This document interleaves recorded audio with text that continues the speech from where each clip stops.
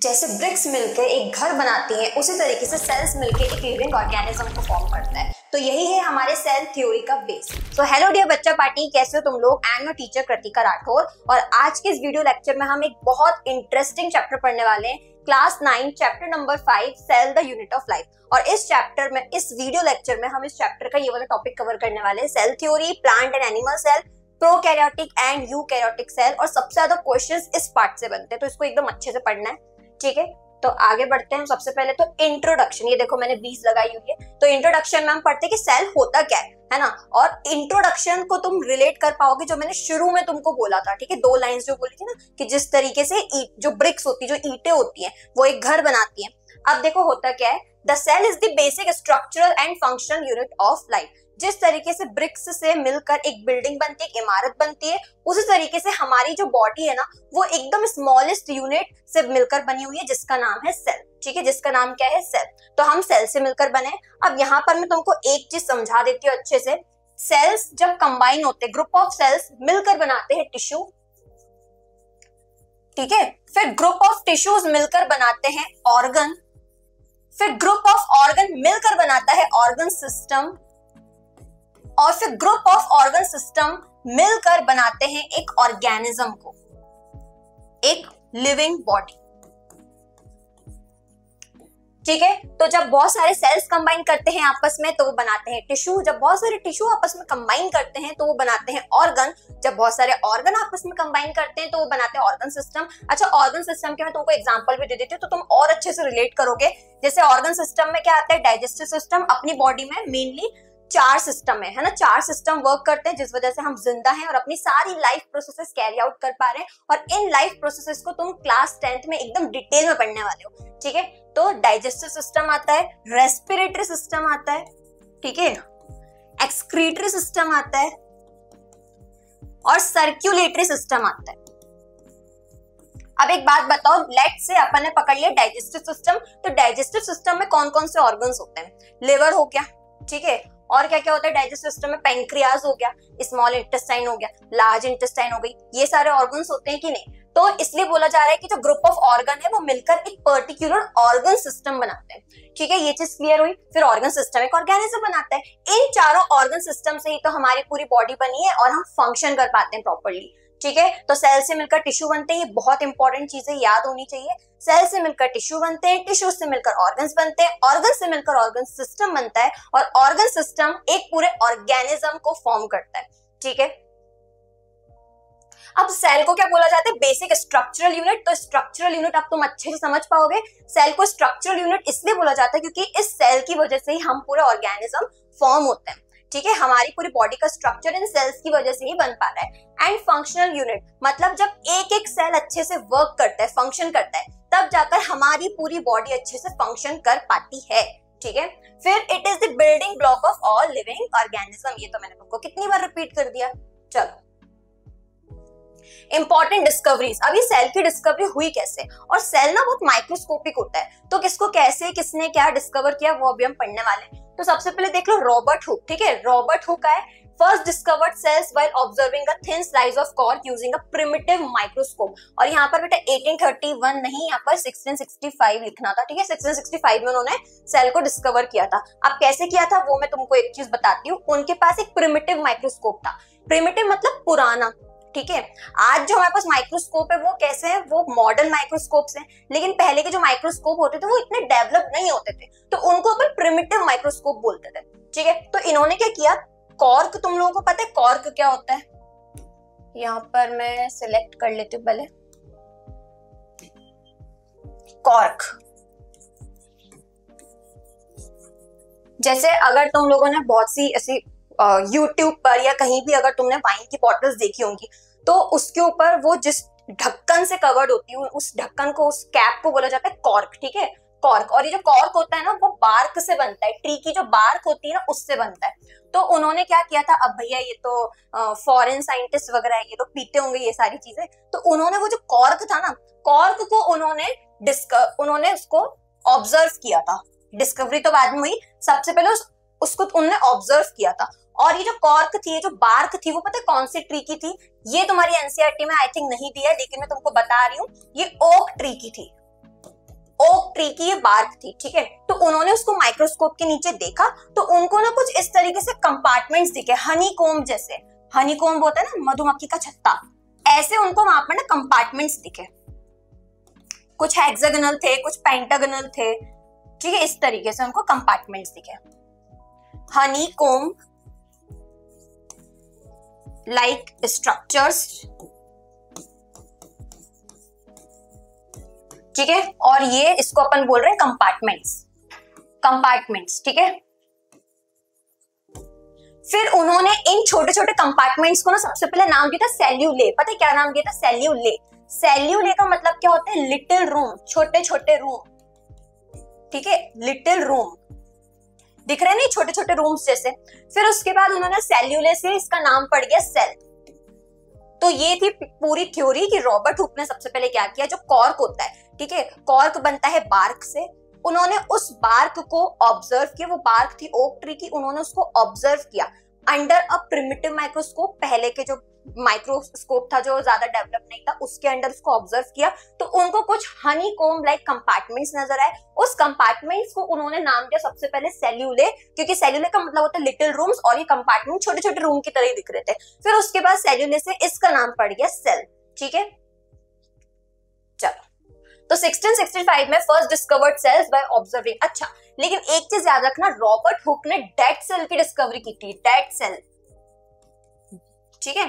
फिर आते हैं ल्यूवेनहॉक, एंटोन वैन ल्यूवेनहॉक। अगर तुम ल्यूवेनहॉक जितना याद रख लोगे तो भी काफी है ना। तो 1664 में ल्यूवेनहॉक ने डिस्कवर किया था फ्री लिविंग सेल्स। उन्होंने, उनके पास मतलब ल्यूवेनहॉक जो थे ना वो माइक्रोस्कोप के उसमें काम करते थे, मतलब माइक्रोस्कोप को डेवलप करना, माइक्रोस्कोप्स बनाना, ठीक है। तो उन्होंने अपने सेल्फ डिजाइंड माइक्रोस्कोप से, है ना, सेल्फ डिजाइन, खुद का डिजाइन किया हुआ उन्होंने माइक्रोस्कोप लिया और उससे उन्होंने पॉन्ड वाटर को ऑब्जर्व किया।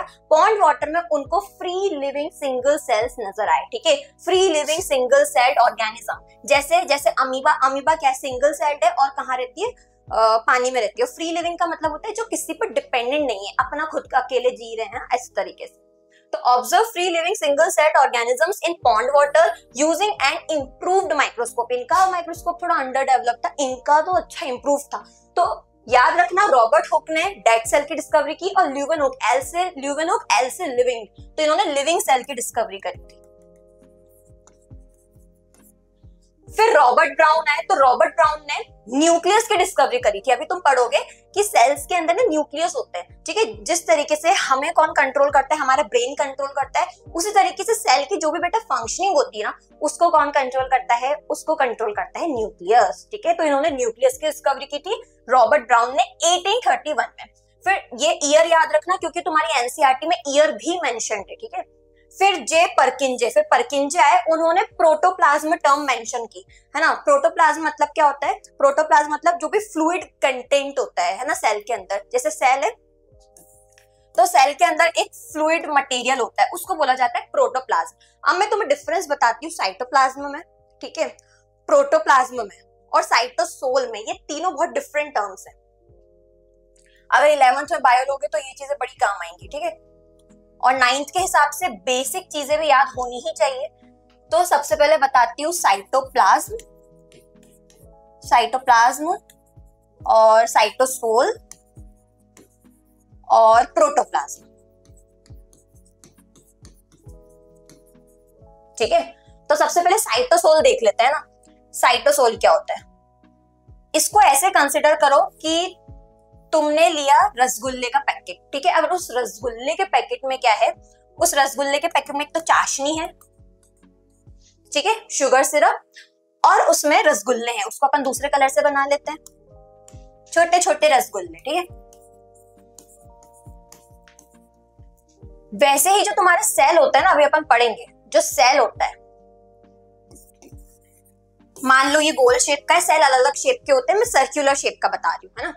तो इसमें बेटा यहाँ होता है न्यूक्लियस जो कि सेल की पूरी फंक्शनिंग्स को कंट्रोल करता है, और यहाँ होता है बेटा फ्लूइड मटेरियल। इस फ्लूइड मटेरियल को बोला जाता है साइटोप्लाज्म, ठीक है। और बहुत सारे छोटे छोटे ऑर्गेनल्स होते हैं, जैसे तुम्हारी बॉडी में छोटे छोटे ऑर्गन्स होते हैं ना, इनके जो ऑर्गन्स होते हैं उसको अपन ऑर्गेनलीज बोलते हैं। क्या बोलते हैं? ऑर्गेनलीज, ऑर्गेनलीज, ठीक है, इतना समझ में आया। तो cytosol equals to cytoplasm plus cell organelles, ठीक है। लेकिन एक चीज याद रखना कि साइटोसोल में न्यूक्लियस को इंक्लूड नहीं किया जाता है, ठीक है। तो ऐसे समझो जैसे ये सेल है, जैसे तुम इसको किससे रिलेट करोगे, रसगुल्ले से, है ना। तो जैसे रसगुल्ले में चाशनी होती है ना, फिर रसगुल्ले उसमें डूबे होते हैं उसके पैकेट में, तो इसको ऐसे कंसिडर करो कि सेल है, ठीक है। ये जो चाशनी है वो साइटोप्लाज्म है, और ये जो छोटे छोटे रसगुल्ले हैं वो सेल ऑर्गेनल्स है ना। लेकिन साइटोसोल में न्यूक्लियस को इंक्लूड नहीं करते। Cytosol is devoid of nucleus. Cytoplasm में क्या होता है, साइटोप्लाज्म अपना होता है जो भी फ्लूइड मटेरियल, और प्रोटोप्लाज्म में अपन न्यूक्लियस को इंक्लूड करते हैं। तो protoplasm is cytoplasm plus nucleus,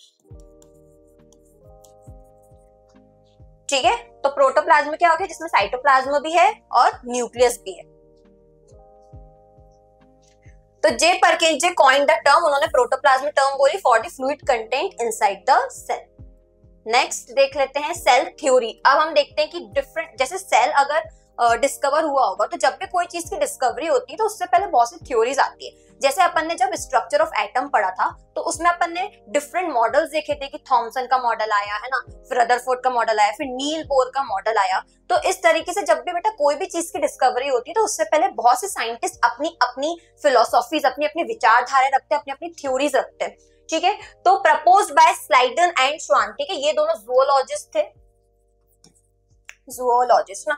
तो स्लाइडन और स्वान ने 1838 एंड 1839 में सेल थ्योरी रखी थी। वो सेल थ्योरी बोलती है कि all plants and animals are made up of cells. चाहे कोई भी प्लांट हो, कोई भी एनिमल, सारे दुनिया में जितने भी प्लांट्स और एनिमल्स हैं वो सारे सेल से मिलकर ही बने हैं, ठीक है। ऐसा इन दोनों ने बोला।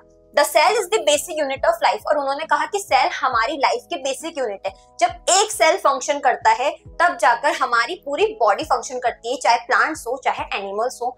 फिर उसके बाद लेटर एडिशन बाय रुडोल्फ वर्चाउ। फिर बेटा एक साइंटिस्ट की और कमी पड़ गई थी, वो भी आ गए अपनी थ्योरी देने। रुडोल्फ वर्चाउ ने क्या बोला, all cells arise from pre existing cell. इसका मतलब क्या हुआ कि जो भी सेल आता है वो अपने पहले वाले सेल से आता है। फॉर एग्जाम्पल तुम हो तो तुम अपनी मम्मा पापा से आए हो, है ना, फिर तुम्हारी जो मम्मा है वो अपने मम्मी पापा से आई है, फिर उनकी जो मम्मी है वो उनकी मदर से आई है। तो यही उन्होंने बोला कि मतलब पहले मुर्गी आया कि अंडा आया, यही बात होती है ना। तो सबसे पहले उन्होंने बोला कि जो भी सेल है वो प्री एग्जिस्टिंग सेल से आया, मतलब अपनी मदर सेल से आया है, ठीक है। ये मदर सेल है, मदर सेल ने डिवाइड किया होगा तो ये दो सेल्स बन गए, ठीक है। फिर ये जो मदर सेल है वो भी दूसरी मदर सेल से आई होंगी, उनने भी डिवाइड किया होगा और फिर उनने ऐसे दो सेल्स दिए होंगे। तो ऐसे उन्होंने बोला कि कोई भी जो ऑर्गेनिज्म होता है, फिर कोई भी जो सेल होता है, नॉट ऑर्गेनिज्म, जो भी सेल होता है वो प्री एग्जिस्टिंग सेल से आता है, ठीक है।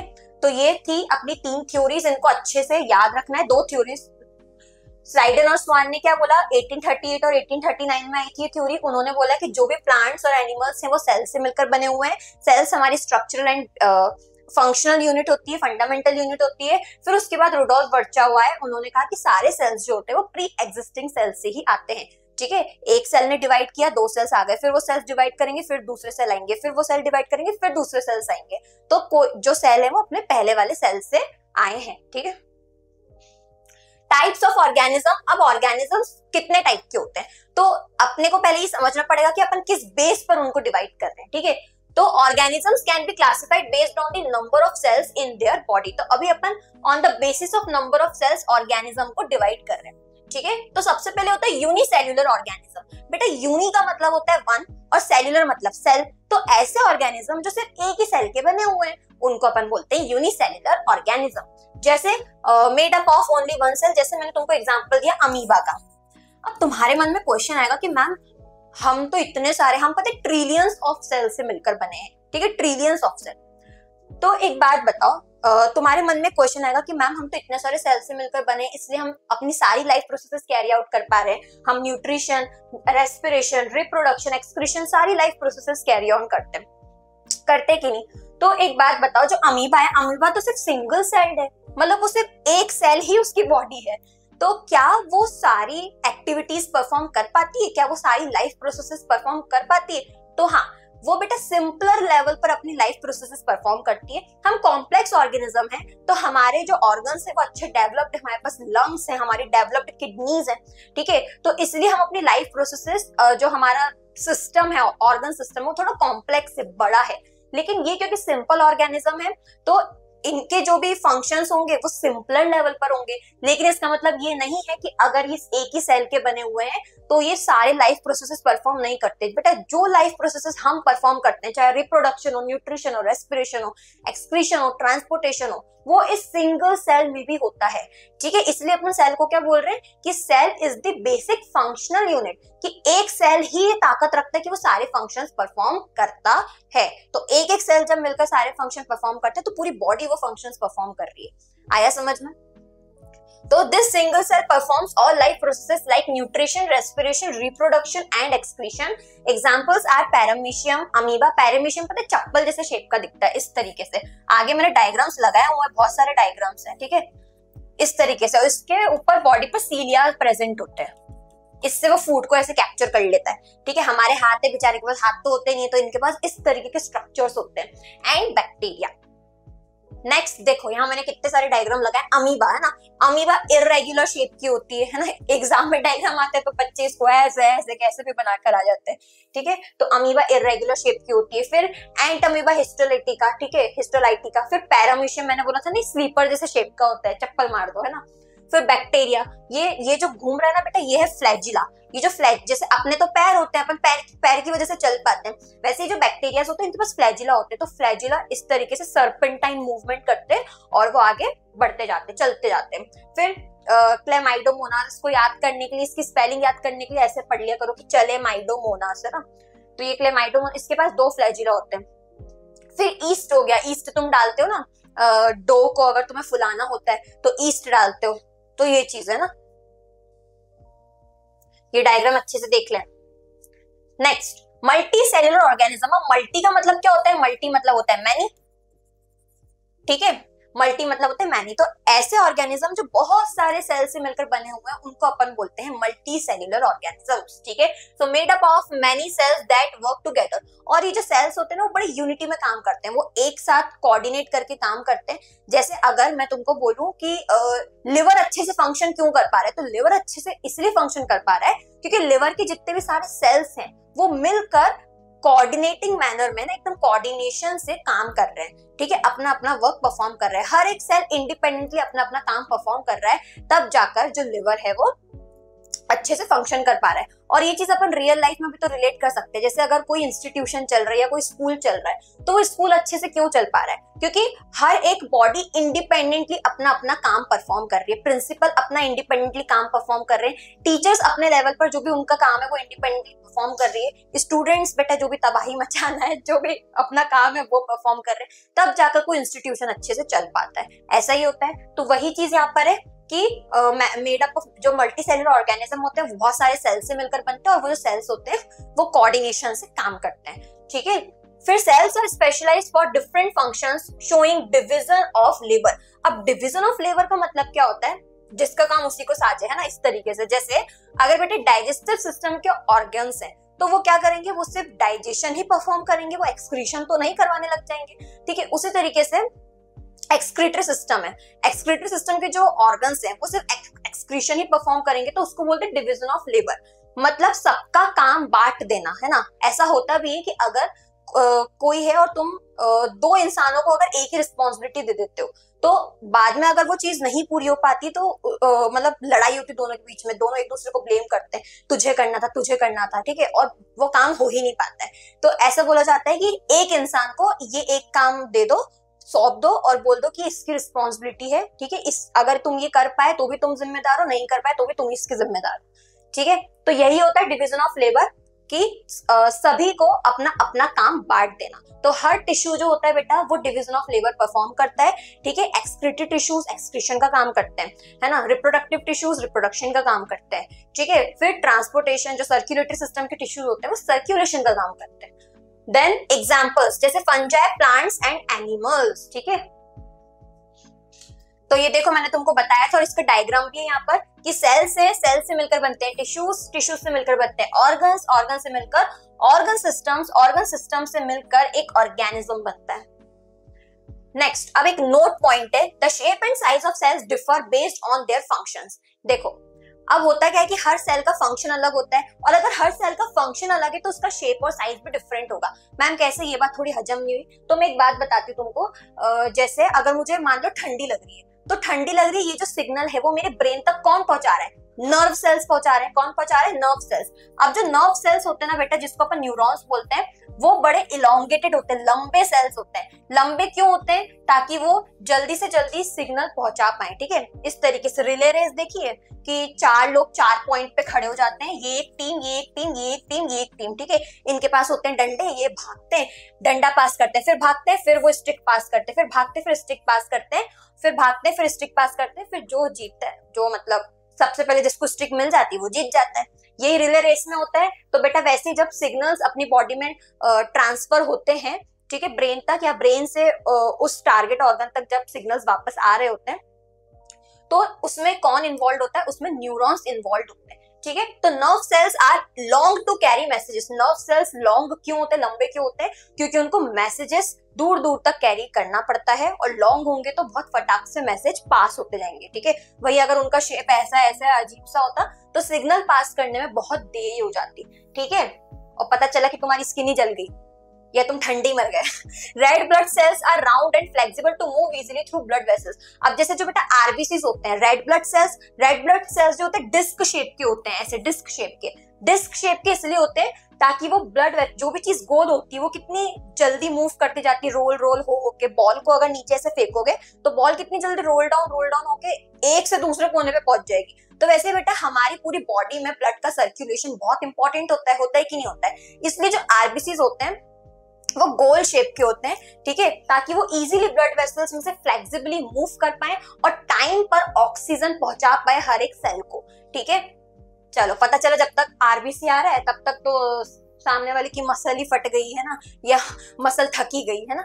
चलो, माइटोकॉन्ड्रिया हेल्प इन रेस्पिरेशन, और माइटोकॉन्ड्रिया जो होती है वो रेस्पिरेशन में हेल्प करती है। माइटोकॉन्ड्रिया का स्ट्रक्चर तो अपने को आगे डिटेल में पढ़ना है तो उसको वहां पर अपन देखते हैं। तो ये आरबीसी से देखो, ये डिस्क शेप की होती है, माइटोकॉन्ड्रिया है। ठीक है, माइटोकॉन्ड्रिया का मैं थोड़ा सा बता देती हूँ कि इसके अंदर ना इस तरीके से फोल्ड्स होते हैं। ये जो फोल्ड्स होते हैं ना वो इसलिए होते हैं ताकि सरफेस एरिया बड़ा रहे उसका। सरफेस एरिया बड़ा होता है तो यहाँ पे ज्यादा से ज्यादा एनर्जी स्टोर हो पाती है और अपने को एनर्जी मिलती है। लेकिन ये अपने को डिटेल में पढ़ना है ना। फिर ये नर्व सेल्स है ना, न्यूरॉन्स, और ये आरबीसीज है। अब अपन देखते हैं प्रोकैरियोटिक और यूकैरियोटिक सेल में क्या डिफरेंस होता है। ठीक है, अच्छा उससे पहले मैं तुमको एक फुल फॉर्म मतलब इस टर्म को मैं ब्रेक डाउन करके समझाती हूँ, प्रोकैरियोटिक और यूकैरियोटिक। अब इसको ध्यान से समझना बेटा। इसमें प्रो का मतलब वो वाला प्रो नहीं है कि तुम स्टाइल मार के एकदम प्रो हो जाते हो। प्रो का मतलब है प्रिमिटिव, पुराना, प्राचीन। ठीक है, और कैरियोट का मतलब होता है, देखो बायोलॉजी में मेन ये होता है कि अगर तुम टर्म्स तोड़ दोगे ना तो तुमको उसका मीनिंग ऐसे समझ में आ जाएगा। ठीक है, तो प्रो मतलब होता है प्रिमिटिव और कैरियोट मतलब होता है न्यूक्लियस। तो जिस सेल का न्यूक्लियस बेटा पुराना है, प्राचीन है ना। अब पुराने से क्या मतलब है मैम? पुराने और नए न्यूक्लियस में फर्क क्या होता है वो अभी अपन पढ़ने वाले हैं ना, तो रुको जरा सब्र करो। फिर यूकैरियोटिक में यू का मतलब होता है ट्रू बोले तो अभी मॉडर्न, है ना। और कैरियोट का मतलब होता है न्यूक्लियस। तो जिन ऑर्गेनिज्म का जो न्यूक्लियस है वो ट्रू है बेटा, सच्चा है। अभी सच्चा और झूठा क्या होता है मैम वो मैं अभी बताती हूँ। देखो जैसे सेल है, सेल में है न्यूक्लियस, है ना। ये सेल मैंने बेटा अंडा शेप का बना दिया, वैसे अंडे शेप का भी सेल होता है लेकिन मैं गोल बना देती हूँ। तो जैसे सेल है, अब न्यूक्लियस में होता है genetic material ma'am. Genetic material मतलब डीएनए। ठीक है, इस तरीके से।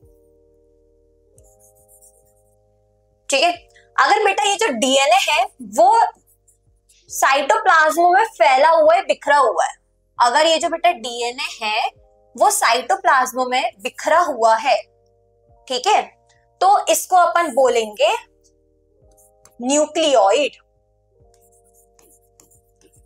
न्यूक्लियोइड।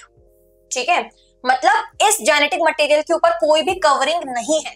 इस जेनेटिक मटेरियल के ऊपर अगर कोई भी कवरिंग नहीं है तो अपन इसको क्या बोल देते हैं, न्यूक्लियोइड। अच्छा, न्यूक्लियोइड का मतलब क्या होता है, nucleus devoid of nuclear membrane. जो बेटा न्यूक्लियस होता है उसके ऊपर कोई, जैसे सेल होता है, सेल के ऊपर एक मेम्ब्रेन होती है, वो अपन आगे पढ़ेंगे स्ट्रक्चर में।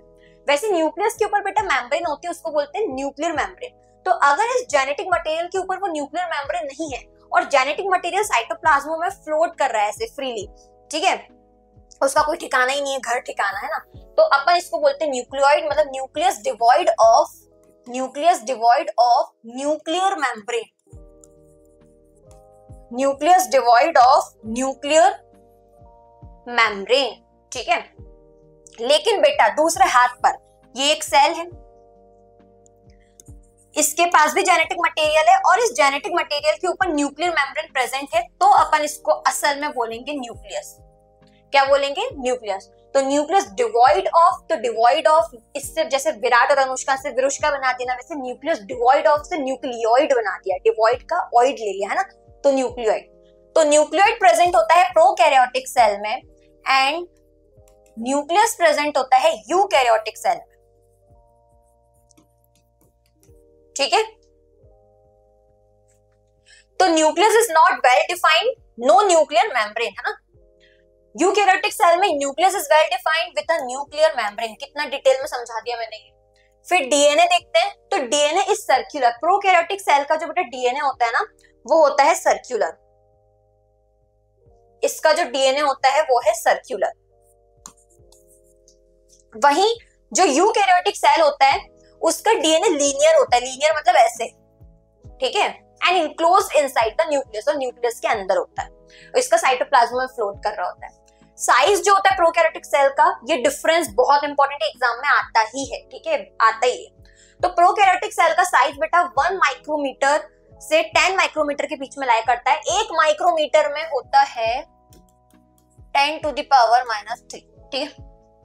और जो यूकैरियोटिक सेल है, नहीं 6 होता है, 6 और जो यूकैरियोटिक सेल है वो बड़ा होता है as compared to prokaryotic cell. इसका साइज होता है 10 to 100 माइक्रोमीटर, ठीक है। फिर सेल ऑर्गेनल्स देखते हैं, तो प्रोकैरियोटिक सेल में membrane bound cell organelles absent. Membrane bound मतलब होता है ऐसे सेल ऑर्गेनल्स जिसके ऊपर कोई ना कोई लेयर हो, कोई ना कोई कवरिंग हो, ठीक है।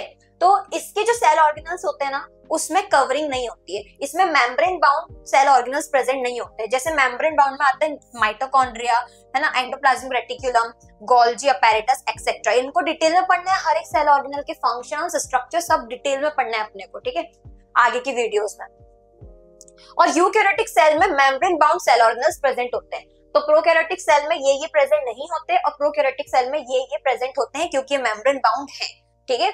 Next ribosomes. तो बेटा प्रोकैरियोटिक सेल और यूकैरियोटिक सेल, राइबोसोम ही एक ऐसा सेल ऑर्गेनल है जो दोनों में कॉमन होता है। बस फर्क कितना होता है कि प्रोकैरियोटिक सेल में जो राइबोसोम्स होते हैं वो छोटे होते हैं, 70s वाले, है ना। अभी 70s और 80s क्या, ये अगर 11th में बायो लोगे तो डिटेल में पढ़ना है। ये जब उसको सेंट्रीफ्यूज करते हैं राइबोसोम्स को, तो उनकी जो गिरने की स्पीड होती है उसके बेस पर 70s और 80s बताया गया है, लेकिन इतना डिटेल जाना ही नहीं है ना 9th के लेवल पर। फिर यूकैरियोटिक सेल जो होता है वो बड़े, उसके जो राइबोसोम्स होते हैं बड़े होते हैं, 80s राइबोसोम्स होते हैं। देन उसके बाद इसका सेल डिवीजन देखते हैं, तो प्रोकैरियोटिक सेल में बाइनरी फिजन होता है। बाइनरी फिजन मतलब एक सेल 2 में टूट जाता है, ठीक है। और यूकैरियोटिक सेल जो होता है वो माइटोसिस और मियोसिस से डिवाइड होता है। माइटोसिस मियोसिस भी आगे डिटेल में पढ़ना है, ओके। फिर उसके बाद एग्जांपल्स देख लेते हैं। तो प्रोकैरियोटिक सेल में आता है bacteria, blue green algae, cyanobacteria. और यूकैरियोटिक सेल में आता है प्लांट्स, एनिमल्स, फंजाई और प्रोटिस्ट। अब यहां मैंने लगाया हुआ है प्रोकैरियोटिक सेल का स्ट्रक्चर। अच्छा, पीछे एक डायग्राम था, वो था अपना यूकैरियोटिक सेल का, कहां गया, और पीछे ये जो सेल थ्योरी पे मैंने डायग्राम लगाया ना, ये यूकैरियोटिक सेल का डायग्राम।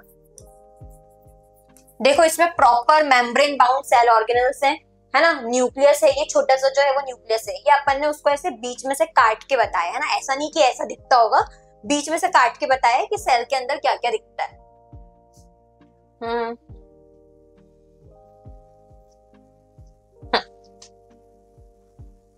हाँ, तो ये प्रोकैरियोटिक सेल का स्ट्रक्चर है। देखो प्रोकैरियोटिक सेल में क्या है, सर्कुलर डीएनए है, लेकिन बेटा उसके ऊपर कोई न्यूक्लियर मेम्ब्रेन नहीं है तो अपन ने इसको बोल दिया न्यूक्लियोइड, ठीक है।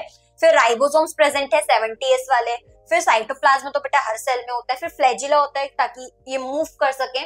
फिर पिलाई होता है। पिलाई जो होता है वो रिप्रोडक्शन के लिए काम में आता है, ठीक है। रिप्रोडक्शन ये एक ट्यूब बनाता है, लेकिन वो तुम्हें 11th में डिटेल में पढ़ना है, अभी नहीं पढ़ना है कि पिलाई विलाई क्या होता है ना। फिर कैप्सूल होता है जो इसको प्रोटेक्शन देता है इनके सेल को। सेल वॉल होती है। प्लाज्मा मेम्ब्रेन होती है। प्लाज्मिड मतलब जो इनका सर्कुलर डीएनए है, ठीक है। प्लाज्मिड एक्स्ट्रा सर्कुलर डीएनए होता है, मतलब एक्स्ट्रा क्रोमोसोमल स्ट्रक्चर जो इनके इतना काम का नहीं, सिर्फ रिप्रोडक्शन के काम में आता है, ठीक है। चलो फीचर, प्लांट सेल और एनिमल सेल में क्या डिफरेंस है? तो सेल वॉल, प्लांट सेल में सेल वॉल प्रेजेंट होती है, ठीक है, और सेल वॉल सेल्यूलोज से मिलकर बनती है। सेल वॉल किससे बनती है? सेल्यूलोज से, ठीक है। Gives rigidity and shape. अब प्लांट सेल जो होते हैं बेटा, प्लांट्स मूव तो नहीं कर पाते। अब जब तुम्हें किसी ने थपाड़ा दिया, अगर तुम गांधी जी होगे तुम ऐसे दूसरा गाल आगे कर दोगे, बट तुम्हारा लेजिट टेक ये होता है कि अगर किसी ने तुम्हें एक थप्पड़ मारा तो तुम भी उसको एक थप्पड़ तो एटलीस्ट मारोगे ना। तो तुम अपनी प्रोटेक्शन बेटा खुद कर सकते हो, है ना। लेकिन जो प्लांट्स होते हो बेचारे मूव तो कर नहीं पाते, है ना। अगर बहुत तेज आंधी आ रही है मान लो, तो तुम तो घर में बैठ जाओगे जाके। अगर बहुत तेज आंधी आ रही है तो प्लांट्स तो वहीं खड़े रहेंगे ना, वो थोड़ी चल के तुम्हारे घर पहुंच जाएंगे कि अपने, या फिर उन्हें अपना कोई घर बना के रखा है, ठीक है। तो प्लांट्स की इसलिए सेल वॉल होती है। सेल वॉल बहुत रिजिड होती है ताकि वो उनको हार्श वेदर कंडीशन से प्रोटेक्शन प्रोवाइड करे, ठीक है। फिर एनिमल सेल, तो एनिमल सेल में सेल वॉल एब्सेंट होती है। फिर सेल शेप, तो प्लांट का जो सेल का शेप होता है वो फिक्स्ड होता है और रेक्टेंगुलर होता है, ठीक है। लेकिन जो एनिमल सेल होता है वो इरेगुलर होता है, राउंड होता है। तो एनिमल सेल्स में you will see many variations in cell shapes and sizes, okay. फिर प्लाज्मा मेम्ब्रेन, तो प्लांट सेल की जो प्लाज्मा मेम्ब्रेन होती है वो सेल वॉल के अंदर होती है। देखो बाहर से अंदर की तरफ आते हैं, सबसे ऊपर होती है सेल वॉल, उसके अंदर होती है प्लाज्मा मेम्ब्रेन। एनिमल सेल में सेल वॉल तो होती नहीं है, तो जो सबसे आउटर मोस्ट कवरिंग है वो प्लाज्मा मेम्ब्रेन की ही होती है। देन वैक्यूल्स, तो प्लांट सेल में जो वैक्यूल्स होते हैं वो कम होते हैं लेकिन बड़े होते हैं साइज में। अभी मैं तुमको दिखाऊंगी डायग्राम। लेकिन जो एनिमल सेल होते हैं उसके जो वैक्यूल्स होते हैं वो छोटे छोटे होते हैं, और कभी कभी तो वैक्यूल्स होते ही नहीं है किसी किसी सेल्स में, ठीक है। तो एनिमल सेल में छोटे छोटे वैक्यूल्स होते हैं, बहुत सारे होते हैं, और प्लांट सेल में इक्के दुक्के वैक्यूल्स होते हैं लेकिन बहुत बड़े होते हैं, ठीक है। फिर प्लास्टिड्स, प्लास्टिड्स प्रेजेंट। प्लास्टिड्स क्या होता है? प्लास्टिड्स मतलब जैसे क्लोरोप्लास्ट हो गया जो प्लांट्स को ग्रीन पिगमेंट देता है, ठीक है। तो प्लास्टिड्स क्या होते हैं? ये एक सेल ऑर्गेनल्स होते हैं एक तरीके से। तो इसमें प्लास्टिड्स प्रेजेंट होते हैं, जैसे क्लोरोप्लास्ट है ना फोटोसिंथेसिस के लिए। और प्लास्टिड्स जो होते हैं जरूरी नहीं है ग्रीन हो, वो दूसरे कलर के भी हो सकते हैं। जैसे कुछ प्लांट्स जो होते हैं वो रेड कलर के उसमें स्पॉट्स होते हैं, ब्राउन कलर के स्पॉट्स होते हैं। एनिमल सेल में बेटा प्लास्टिड्स एब्सेंट होता है, ठीक है। फिर इसके बाद प्लांट सेल में सेंट्रियोल्स। सेंट्रियोल्स क्या होते हैं? तो ये सेल डिवीजन का काम करते हैं। किसका काम करते हैं? सेल डिवीजन का। जैसे अगर तुम बड़े होते जाते हो, तुम बड़े क्यों हो रहे हो? क्योंकि तुम्हारी बॉडी में जो अभी सेल्स है वो रोज डिवाइड करते जा रहे हैं, ठीक है। जब सेल नंबर और सेल साइज बढ़ता है तभी तो तुम ग्रो करते हो और बढ़ते हो, ऐसा ही तो होता है। तो इसमें जो सेंट्रियोल्स होते हैं, सेंट्रियोल्स को डिटेल में नहीं पढ़ना है क्योंकि 11th में है डिटेल में, ठीक है। तो सेंट्रियोल्स प्लांट्स में एब्सेंट होते हैं except in some lower plant forms, और एनिमल सेल में सेंट्रियोल्स प्रेजेंट होते हैं और सेंट्रियल सेल डिवीजन में काम आते हैं। फिर एनर्जी प्रोडक्शन, तो mitochondria present for energy production. Animal cell mitochondria present for energy production. Mitochondria plant cell में भी एनिमल सेल में भी है। प्लांट सेल में जो माइटोकॉन्ड्रिया है वो एनर्जी को प्रोड्यूस करती है, एंड एनिमल सेल में माइटोकॉन्ड्रिया वो भी एनर्जी प्रोड्यूस करती है, ठीक है। तो दोनों को एनर्जी कौन दे रहा है? माइटोकॉन्ड्रिया दे रहा है। फिर उसके बाद mode of nutrition. Plant cell का मोड ऑफ न्यूट्रिशन क्या है? मतलब वो किस पर डिपेंड होते हैं खाने के लिए? तो बेटा वो किसी पर डिपेंडेंट नहीं होते हैं, वो आत्मनिर्भर होते हैं, वो अपना खाना खुद बना पाते हैं, इसलिए अपन प्लांट सेल्स को ऑटोट्रॉफ्स बोलते हैं, ठीक है। So make their own food. और जो एनिमल सेल होते हैं वो हेटेरोट्रॉफिक होते हैं, मतलब वो अपने खाने के लिए किसी और पर डिपेंडेंट होते हैं। Anatomy of plant cell. अब प्लांट सेल देख लो भैया। प्लांट सेल में मैंने बोला था कि एक वैक्यूल होता है ना, या 2-3 वैक्यूल होते हैं लेकिन बड़े होते हैं। तो ये देखो कितना बड़ा वैक्यूल है। इन वैक्यूल के अंदर वो खाना स्टोर करते हैं, या तो जो भी सैप होता है मतलब पानी होता है वो स्टोर करते हैं। ये माइटोकॉन्ड्रिया है, सबसे बाहर सेल वॉल प्रेजेंट होती है, उसके अंदर सेल मेम्ब्रेन प्रेजेंट होती है, ठीक है। ये सेल मेम्ब्रेन है ना, ये सेल वॉल, फिर इसके अंदर यहाँ पर प्लास्टिड्स प्रेजेंट होते हैं, गोल्जी अपैरेटस प्रेजेंट होता है, ठीक है, राइबोसोम्स प्रेजेंट होते हैं, एंडोप्लाज्मिक रेटिकुलम प्रेजेंट होता है, माइटोकॉन्ड्रिया प्रेजेंट होता है, न्यूक्लियोलस होता है, न्यूक्लियस होता है, रफ एंडोप्लाज्मिक रेटिकुलम। ये सारी टर्म्स क्या हैं, इनको तो अपने को डिटेल में पढ़ना है। एनिमल सेल देख लो, तो एनिमल सेल में लाइसोसोम होता है, साइटोप्लाज्म है, लेकिन तुम्हें इसके आउटर कवरिंग में क्या, तुम्हें सेल वॉल नहीं दिख रही है, तुम्हें सेल मेम्ब्रेन ही दिख रही है ना। फिर उसके बाद स्मूथ एंडोप्लाज्मिक रेटिकुलम है, न्यूक्लियस है, ये बड़ा सा न्यूक्लियस है ना, यहाँ पर भी देखो ये न्यूक्लियस है, न्यूक्लियस के बीच में न्यूक्लियोलस है, ठीक है। फिर गोल्जी अपैरेटस है, सेंट्रोसोम है, वैक्यूल है, माइटोकॉन्ड्रिया है, सेल मेम्ब्रेन है सबसे ऊपर। चलो अब यहाँ पर अपन कुछ क्वेश्चंस लगाते हैं, जो भी अपन ने आज पढ़ा है उससे रिलेटेड अपन क्वेश्चंस लगाएंगे। तुम वीडियो पॉज कर करके खुद आंसर सोच लेना, ठीक है। The basic structure and function unit of all living organisms, simple answer, ये तो सेल है, ठीक है। Who coined the term cell after observing cork under a microscope, cell नाम किसने दिया था, Robert Hooke, Leeuwenhoek, Schleiden, Schwann. देखो कितने कंफ्यूजिंग ऑप्शंस हैं, तो सेल नाम दिया था रॉबर्ट हुक ने। अच्छा, रॉबर्ट ब्राउन ने क्या किया था, उसने न्यूक्लियस का नाम दिया था, ठीक है, उसने न्यूक्लियस को इन्वेंट किया था, डिस्कवर किया था। तो हुक और उसमें कंफ्यूज मत हो जाना, हुक और ब्राउन में। Cell theory was proposed by, किसने प्रपोज की थी, Schleiden and Schwann. Next, the genetic material of a prokaryotic cell is enclosed in a nucleus, scattered in the cytoplasm, enclosed in a membrane bound vesicle or absent, तो scattered in the cytoplasm। Cell wall in plants is made up of, plant की cell wall किससे बनती है, cellulose. और chitin पता है किसकी होती है, सेल मेम्ब्रेन, काइटिन होती है सेल वॉल फंजाई की। फंजाई की जो सेल वॉल होती है ना, वो बनी होती है काइटिन से। और लिपिड्स और प्रोटीन से तो बेटा हमारी सेल मेम्ब्रेन बनती है। तो मैं तुम्हें बाकी चीजें भी बता रही हूँ कि ऐसा है तो क्यों है और नहीं है तो क्यों नहीं है। Which of these is present in plant cells but absent in animal cell? Plant cell में जो है वो एनिमल सेल में नहीं है। न्यूक्लियस, न्यूक्लियस प्लांट में भी होता है, एनिमल भी होता है। प्लाज्मा मेम्ब्रेन प्लांट में भी होती है, एनिमल में भी होती है। Chloroplast, this is the right option. Chloroplast बेटा प्लांट में होता है बट एनिमल में नहीं होता है। अगर हम में होता तो हम भी हरे भरे दिख रहे होते, ठीक है। और माइटोकॉन्ड्रिया तो दोनों में ही होता है। Which of the following is absent in prokaryotic cell? अब प्रोकैरियोटिक सेल में क्या नहीं होता, सेल वॉल तो होती है, प्लाज्मा मेम्ब्रेन होती है, साइटोप्लाज्म भी होता है, मेम्ब्रेन बाउंड न्यूक्लियस नहीं होता है। तो आज की इस वीडियो से ये क्लियर है कि जो प्रोकैरियोटिक सेल होते हैं वो छोटे होते हैं और सिंपल होते हैं, and on the other hand जो यूकैरियोटिक सेल होते हैं वो बड़े होते हैं एंड कॉम्प्लेक्स होते हैं। So this is it. अगर वीडियो पसंद आई हो तो लाइक, शेयर और सब्सक्राइब जरूर कर देना, और पढ़ के कैसा लगा उसको कमेंट में जरूर बताना। अगर और ज्यादा डिटेल में पढ़ना चाहते हो तो अभी इंस्टॉल करो फ्यूकी एजुकेशन ऐप। Bye bye.